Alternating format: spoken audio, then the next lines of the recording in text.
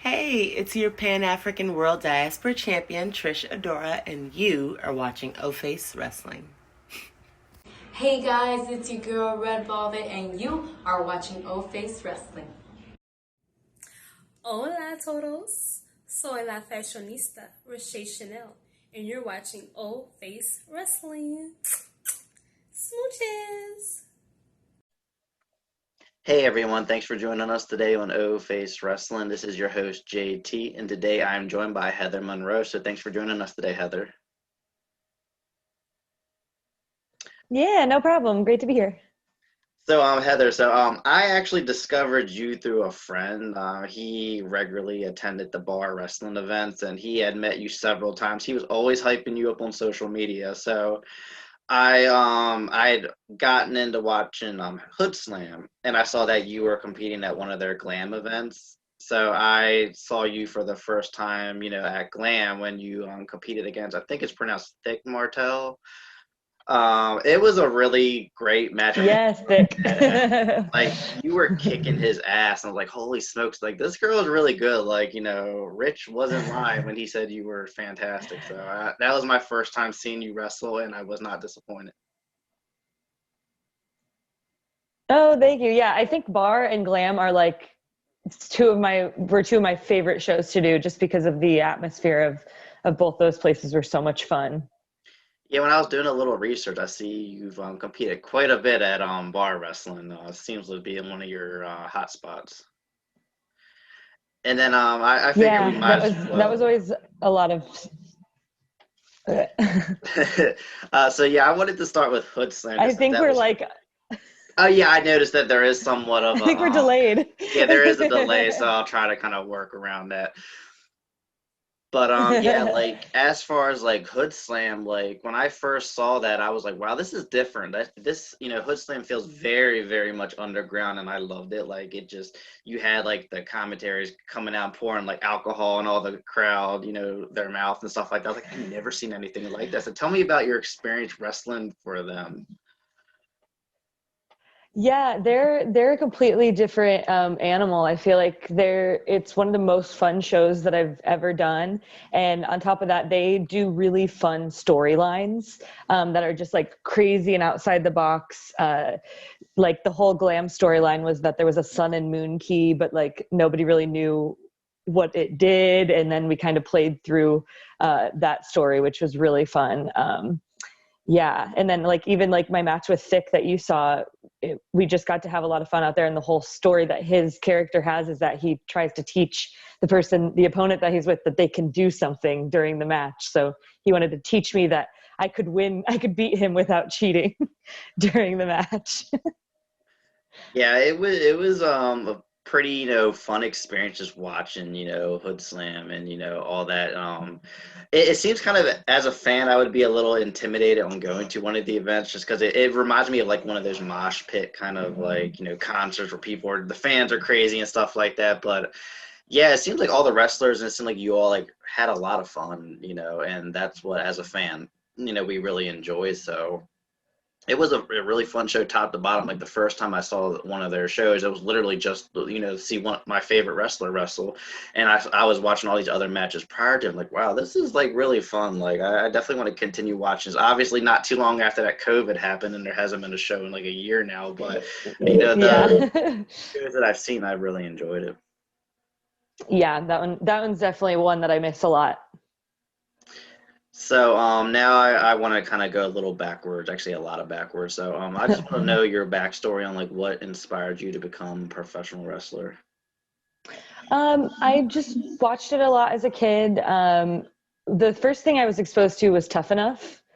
And then they would have Heat on right after it on MTV. So that's kind of where my first introduction was. And then kind of found a group of friends that liked it too in elementary school. And we would trampoline wrestle and like in the basement, like throwing ourselves into couches and stuff. And then, yeah, kind of from there, I off and on watched it until I was moved out to LA and found Total Divas, and then decided, hey, wait, remember how I really wanted to do that, and found a wrestling school. So that's actually kind of funny because when I was younger, me and my cousins used to like wrestle on like the pull-out bed in the living room, and we would pretend it's like the ring, and like we were doing like the Royal Rumble kind of thing, and trying to throw each other off and stuff like that. But Total Divas, like you bring that up, it's crazy how many Mhm. people actually got into wrestling because of that show. Like it was a reality TV show, and I never knew at the time, but then just knowing now, I was like, wow, actually that show deserves a lot more credit than what people give it to, because they look at it as, oh, this silly reality TV show. Because not everyone likes reality TV, and people have Mhm. it really did draw in, an audience. And not only did it bring more fans to the product, but it also inspired people to become wrestlers and stuff like that. So I think that's pretty cool. So as far as your training goes, where did you train at? I trained at Santino Bros in Southern California under Joey Chaos. Okay, so tell me a little bit about your experience with the training. Like, was it what you were expecting to be like, or how did that go? I think because the very first thing I was ever exposed to was Tough Enough, I kind of felt like I understood what was going to be happening when I got in there because I literally watched the training for the first wrestling I was ever exposed to. So it was pretty much like what I was expecting it to be, and harder. So like I really prepared myself and like got in the mindset of like I have to be in the best shape of my life, like it's gonna hurt and all that stuff. And then so I think I was prepared for it in that way, but like mentally, it's really, really hard. So that's the part that I think was way different than what I was expecting it to be. Oh yeah, because like when for me, like when I saw fighting with my family, I think that's what it's called. I saw like the training, on the movie, and I'm like, oh, they're probably, a little extra with it. I don't think it's really that tough. But then every wrestler I talk to about their training, they're like, yeah, it is actually kind of like that. It's a lot of cardio, a lot of power lifting. Of course, all the bumps and bruises and stuff like that. Like even like running the ropes, like the ropes bruise your back and stuff like that. Like everything Hmm. about wrestling is painful. Very, very. Yeah. And you literally have to like wake up the next day and choose to go back. Like that's the mental part that'll really mess with you. You literally just are sore for the rest of your life. Like this COVID thing has been, my body didn't know what to do with itself when it wasn't sore. So it's like I'm more used to being sore than not. So when you were training, how often were you training? At first. At first, I was doing 3 days a week. It'd be Monday, Tuesday, Thursday, I believe. Um, and then after I like finished my training, I would be there at least once or twice a week. Oh wow. So that that's a lot because it's not just like working out 2 3 times a week. It's you're taking a beating 2 3 times a week, so it's definitely a lot on your body. And you said like with COVID, you're obviously not wrestling as much, so you're able to Mhm. heal. And also during I would say during your regular wrestling schedule, you said you're always sore. Like, do you develop like a callus? Do you kind of get used to it? Like, or are you just like you said, are you literally just always sore? I think you definitely get calloused, especially running the ropes, and a few other little things. But like the first time running the ropes back, it I was like getting those bruises again, and I would always get bruises like under my arm here too from it. And so I started having those again, which I hadn't had since I like first started training. So yeah, definitely my body had built up some calluses to it, and now it's that's out the window. So what would you say like is the best thing to do to kind of like stay in shape and kind of keep your body in wrestling shape when it comes like the diet and exercise? And even like do wrestlers on a regular basis like go out and get like massages or something like that? I guess it depends who you talk to because everybody is a little bit different. I'm really bad at taking care of my body. So I actually I try and work out at least 5 times a week. Try to, but in also where I live in LA, it's really hard right now. So I can't get massages. I can't go to a chiropractor. Actually, I think I could go to a chiropractor if I wanted to, but I do have like a massage gun. I try and ice my knees a lot because that's like one of my biggest issues because I used to dance for a really long time too. But yeah, I think it's just about trying to maintain and doing workouts as often as possible. and when you can, get in the ring and train. Yeah, I can. The knee part, I can definitely see. Kind of being around, running around, and stuff like that. The massage gun, I actually did get one. About like 2 months ago, and it's like the best thing ever. Like I use it on my legs all the time because I have really tight thighs. So Mm-hmm. I've heard, a lot of wrestlers. It's very common to have one of them, and I can imagine you all needing it a lot.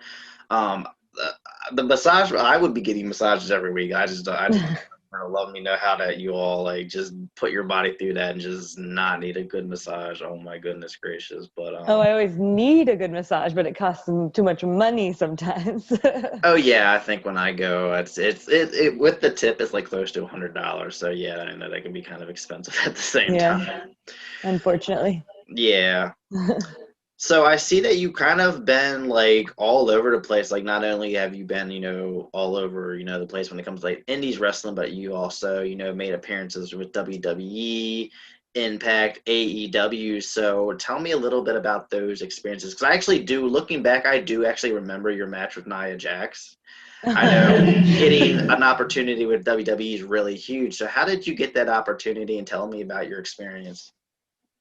So that actually, the Nia Jax one was when I was a year or so in. It was at the very, very beginning of my career. So it was an overall very good experience. People do extra work for WWE, so that's what it was.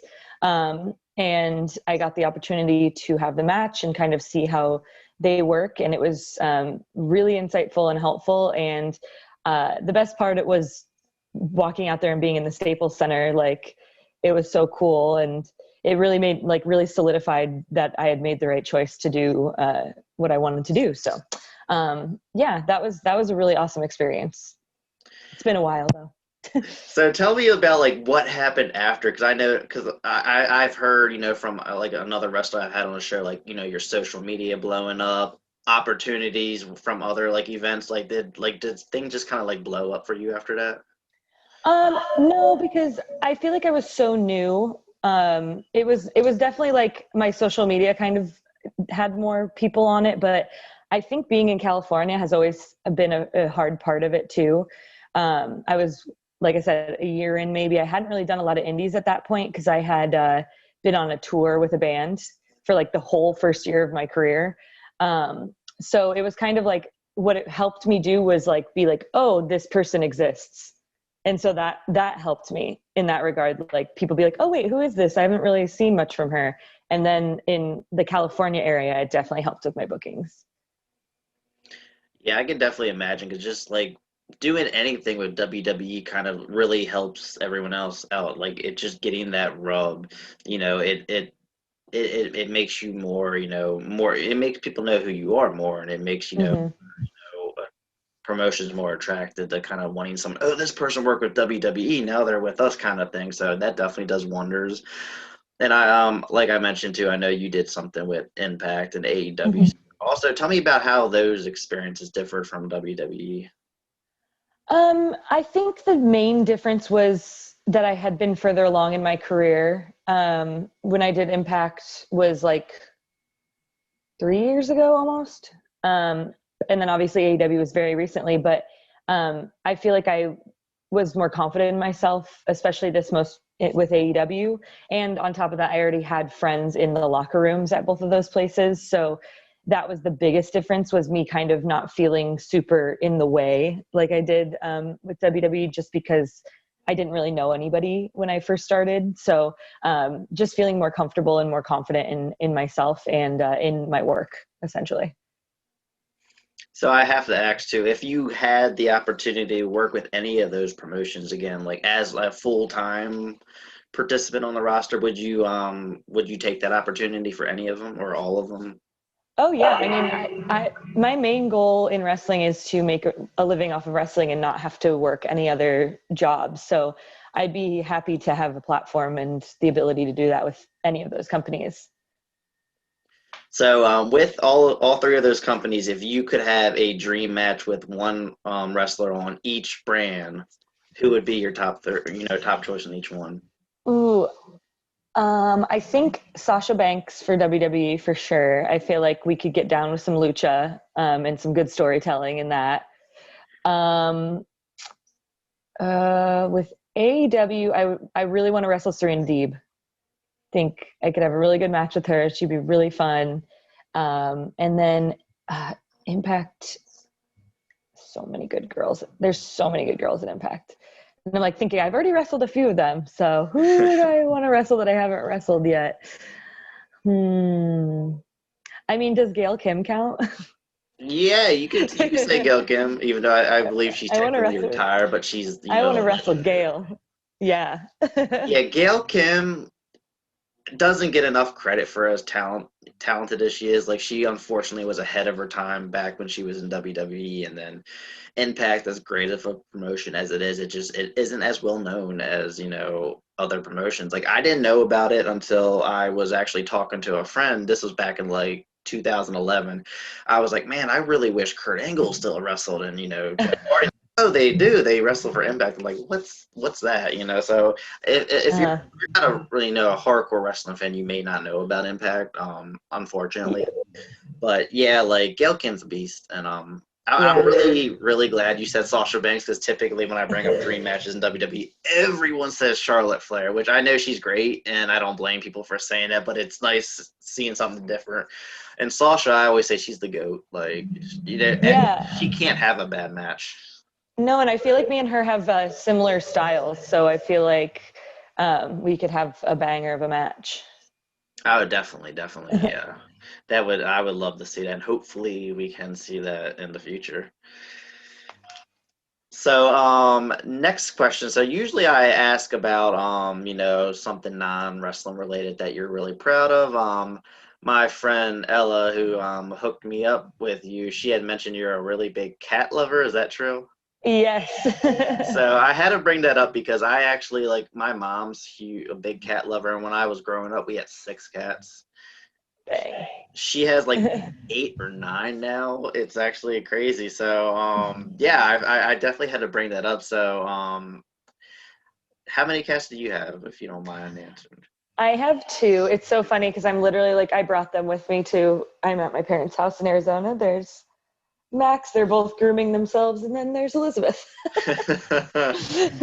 So yeah, Max and Miss Elizabeth, that's my cats. The black one's Miss Elizabeth, and then Max is the big chunky orange one. So I'm assuming that you named Miss Elizabeth after the wrestler, Macho Man. Yes. Okay. Yes. That's cool. Yeah, like I don't want to say I'm a cat person, because I'm not, but I grew up with so many of them. And my mom's neighbor, she at one point had like 30 or 40 cats or something like that. I don't think that was legal, but she had a lot. I would love to have. I've been thinking about getting a third one or getting a dog, but it's just already like a lot having the 2. So I don't know how people have like 6 or so. But I also travel a lot, so that makes it harder. Yeah, definitely. I know.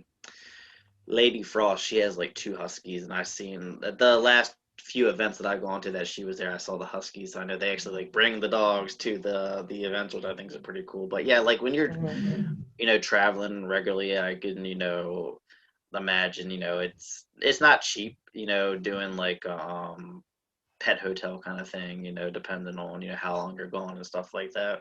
I actually used to work at a pet hotel. Like, when people they would go on vacation for a week, and then they come and pay like $1,000 bill. Like, man, you must have some money. Like, I know. That's a lot. And that's why I'm like, I want to get a dog really bad, but also that. Yeah, I love dogs. I'm a dog person, but they are very high maintenance. Yeah. Cats I can like throw food at for 2 days and be gone, and they're not going to care. Oh yeah, exactly. That's the best thing about cats. You don't really have to do much. No. They're very easy. So other than that, like, what else about you that you're like really proud of that you would want people to know, that's of course non-wrestling related? That I'm really proud of. It could be some. I was saying it could be something like you're a big fan of, like, Star Wars or something like that. It could be like an interest as well. Yeah, I mean, I always like to bring up that I did improv for a really long time, and through like the Upright Citizens Brigade Theater in Los Angeles. So that was like kind of my life before wrestling, doing like acting and improv. So that's always something that I like telling people. I think that's really cool, and that's very beneficial to being a wrestler because, being a wrestler is more than just wrestling. Of course, it's, the character, it's acting, it's entertainment. So that's always a good trait. There's been a few wrestlers that I've had on the show that have, done stuff like that as well, theater and all that. So it's a good trait to have, being in your profession. Yeah, exactly. And it's like very similar, like the comedy and like stand up and that kind of lifestyle is very similar to wrestling. Oh yeah, definitely, definitely. So now my next question that I have for you, what is your favorite and your least favorite thing about being a professional wrestler? My favorite thing is just performing in any capacity. I have fun performing no matter how big or small the place is or how many people are there or whatever. It's just really fun for me. My least favorite is probably all of the weird Twitter drama. But that's a lie because I love to sit back and be like popcorn in my mouth watching it go on. I like the GIFs. Why are we still talking about a guy that hates women's wrestling? Like, what's the point? Like, why does intergender wrestling have to be debated on every single month? Like, why can't we just enjoy ourselves? Yeah, that's just the good and bad thing about, the wrestling community. They, wrestling is subjective and people have their opinions and it may not be favorable. I mute so many people on Twitter because there are a lot of negative wrestling fans out there that just can never be happy. And it's, to me, I just get to the point like, why are you even a wrestling fan then? If, or why do you watch this promotion that you hate so much, but you always tune in on Monday nights at 8:00, so the wrestling world it can be entertaining seeing just how silly people could be, but it is what it is. That's just, the world we live in, I say. Yeah, it's a love-hate relationship for me. Exactly. Final question that I have for you. What are your top goals for 2020 when it comes to wrestling? My top goals are to get out of California more because there's nothing happening here. Hopefully get signed or be brought in regularly to a major company, and just get more eyes on me. Those main ones. Pretty good goals. I definitely getting more eyes on you will definitely help out your career, regardless of where you go. And hopefully you get that big contract to one of the big promotions out there. It would definitely be cool to see you on TV regularly. Yeah, that's the goal. That's the main goal. Well, I definitely see that happening one day. Man, you're talented. You have everything that, you need to be a great wrestler. It just, the opportunity happens when it's meant to happen. So hopefully in 2021, because I do notice that a lot of wrestlers from the indies are getting these opportunities now. AEW's, they've been doing a lot with the dark and stuff like that. They signed a few indie wrestlers recently. So I definitely see the opportunity happen. And of course there's Impact, that would be great too. They're awesome. So it'll definitely happen, just a matter of when. Yeah. So Heather, I just have to thank you so much for joining us today on O Face Wrestling. This was a extremely fun interview. Thank you. Thanks for having me. Absolutely. Do you want to let the listeners know where to find you on social media? Yes, you can follow me on Twitter and Instagram at Heather is me. All right, make sure you follow Heather on Instagram and Twitter. I will have those links in the bio below. Also, make sure you give us a sub on YouTube. Follow us on Facebook, Twitter, and Instagram. Thank you all for tuning in. And thank you again, Heather, for joining us today on O Face. Thank you.